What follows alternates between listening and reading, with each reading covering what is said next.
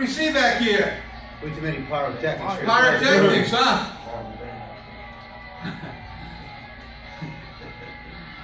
Watch closely as the camera pans away, pans back. What do you see back there? Pyrotechnics. Yeah, you see fire burning. And not only burning, but burning into the ceiling quickly. Quickly! Some people moving. What's the cameraman doing? He's leaving. Getting out of Dodge, man. He sees it straight up. He knows, because his eye is the eye that he's looking through. I want you to notice what happens here. Nobody's reacting at all. Listen. They're not letting him out. Fire alarm system goes off. What's wrong with that fire alarm system? Well, it's also visually incorrect. No strobes. It's not syncing, are they? And now these people are moving from a single door area. They're being kind of throttled into a single out of double door. Now listen carefully. I don't hear your voice either. Listen.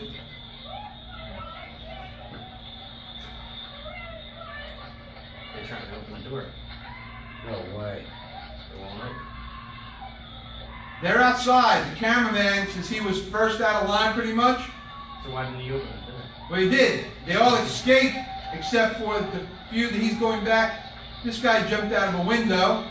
Look at the smoke road. Yeah, that's black.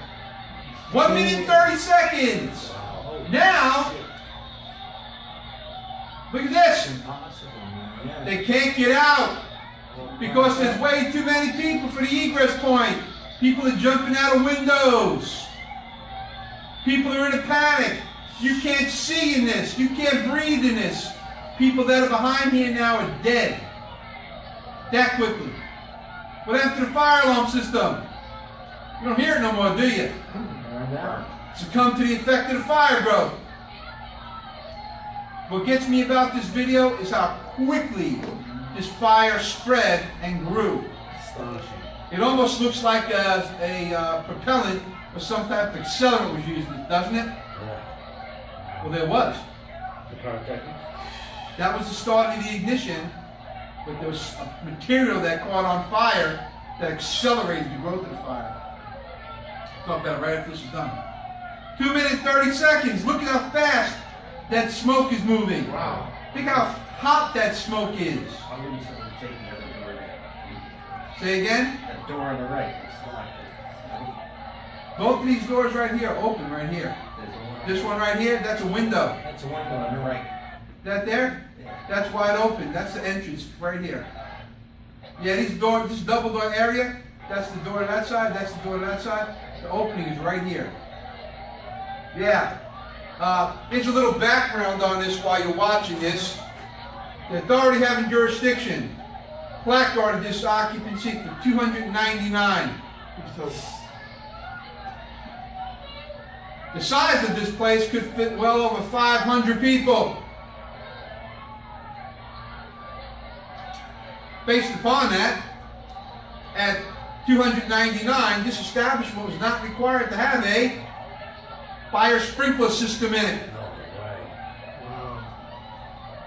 It would also have had to require more additional egress points for egress based upon the occupancy level.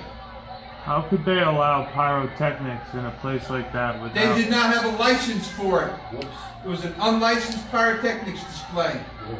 And the van manager who initiated that went to jail for 7 years. He initially was charged with 100 counts of homicide. How many people died that night? 100. Wow. When the NIST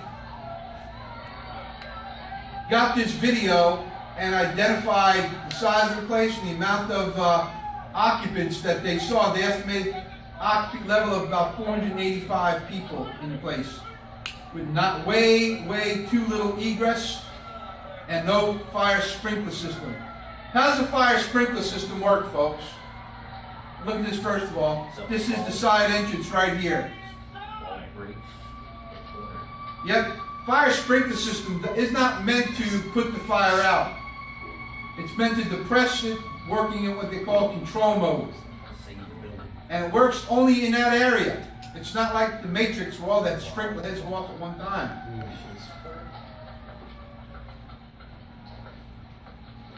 NIST estimated that if there was a fire sprinkler in this building, there would have been no deaths in this, because people would have been able to get out and evacuate much quicker.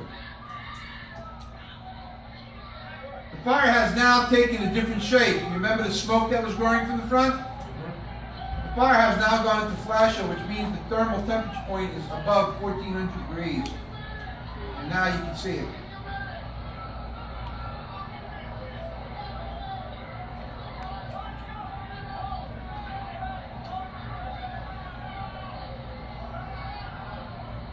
That's the front door area.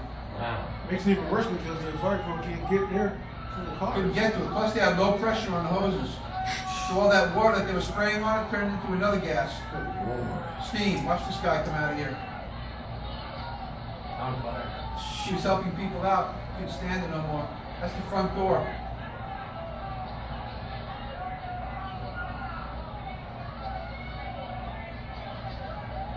It certainly gives me flashbacks.